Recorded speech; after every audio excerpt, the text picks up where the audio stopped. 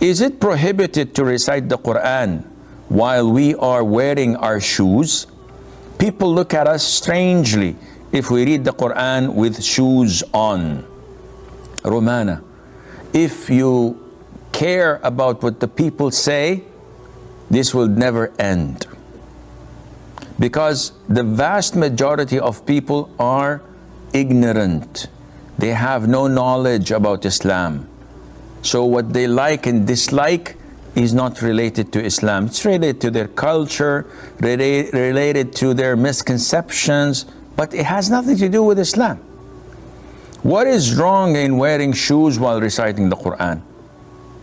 So though Allah Azza wa Jal addressed Musa, and Allah told him, take off your sandals. You are in the holy, sacred valley of Tuwa, for example, in the Quran. Well, this is not an indication, not an evidence at all, because this is an instruction to Prophet Musa in a specific place, in a specific scenario.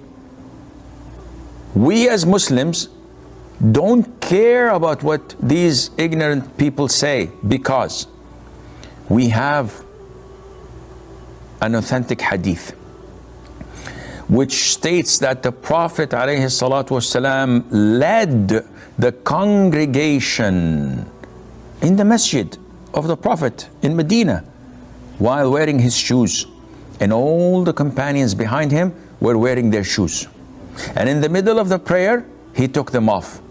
So all the companions took them off, and after the prayer he explained to them that Jibreel came to him in the middle of the salat and told him that there is an impurity on his sandals, so he took them off. This is authentic. Which is more sacred and important, reciting the Quran or standing in front of Allah in prayer? Not only that, the Prophet ﷺ said in an authentic hadith, pray while wearing your sandals or shoes, for the Jews do not pray wearing their shoes or sandals. So this is part of the sunnah, to pray barefooted and also to pray wearing shoes. So to come and claim that reciting the Quran while wearing your shoes is not good, and people look weird and strangely at you when you do this, this is not part of Islam at all.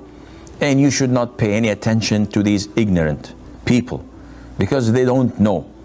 Anyone who comes to you, tell them, bring me the evidence please.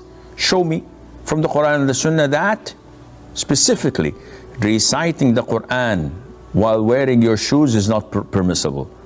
And it has to be an authentic hadith. Not only that, they come to you, and you know, you should know that, and they say that you have to cover your head, you have to cover your hair as a woman when the adhan is called, when you eat, when you enter the toilet to perform wudu, when you recite the Quran. What is this? All of this is baseless and has no relation to Islam. It's only part of the culture of those who are ignorant, who do not know Arabic, who do not memorize the Quran, who do not know anything from the Sunnah. But they found their forefathers saying this, so they follow it blindly without attributing it to the Quran or to the Sunnah. May Allah guide them to proper Islam. And in addition to that, if those people think that reciting the Quran is disrespectful while having your shoes on, then what will they say to the hadith in Sahih al-Bukhari and Sahih Muslim, when the Prophet himself alayhi salatu wasalam used to put his head in Mother Aisha's lap while she was on her menses, and he used to recite the Quran? What would you say to that? So these guys said, wow, this might be a fabricated hadith. It is agreed upon. It's the highest level of authenticity, Bukhari and Muslim. So the Prophet used to put his head in Mother Aisha's lap while she was in the state of menses. And this did not prevent him from reciting the Quran, revising it, and she's listening to it without any problem. or about the ruling of covering the feet for women when they're praying in their homes. It's an issue of dispute. Some scholars say that it was the norm for people, for women especially, to pray in their homes without covering their feet, and we don't have specifically an instruction to do so. And Sheikh Islam bin Taymiyyah, and I think Abu Hanifa also as well before him, say that this is permissible. However, the vast majority of scholars acknowledge the fact that a woman must cover her body except to her face and to her hands. That is it. Which means that even her feet must be covered. And this is the most authentic opinion. Whether in public or in the privacy of her home, she has to cover her feet. In public, if she adopts the opinion that obligates face covering, then she has to cover the face as well if there are non-mahram men looking.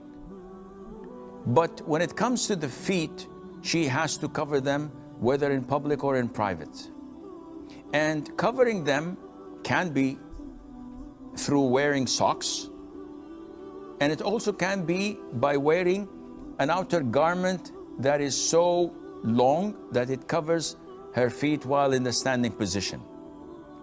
The sole of her feet are exempted when she performs sujood, because this is something that cannot be covered with a long garment. Otherwise, it would be difficult for her to stand and to sit as well. And Allah Azza wa Jal knows best.